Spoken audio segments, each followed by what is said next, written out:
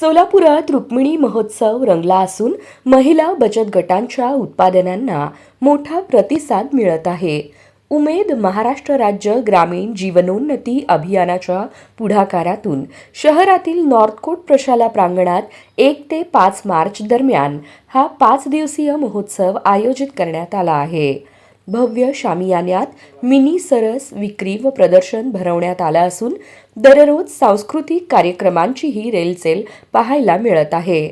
महिलांचा आवडता खेळ पैठणीचा हा विशेष उपक्रम आकर्षण ठरत आहे.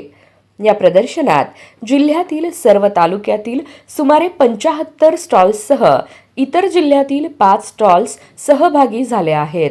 सोलापुरी कडक भाकरी, शेंगाची चटणी, दुग्धजन्य पदार्थ, मिलेट उत्पादने, विविध मसाले, फळे, भाज्या, हस्तकला वस्तू, लाकडी बैलगाड्या व खेळणी, कापडी पिशव्या तसेच लोकरी, जैन घोंगडी अशा शेकडो वस्तू येथे उपलब्ध आहेत.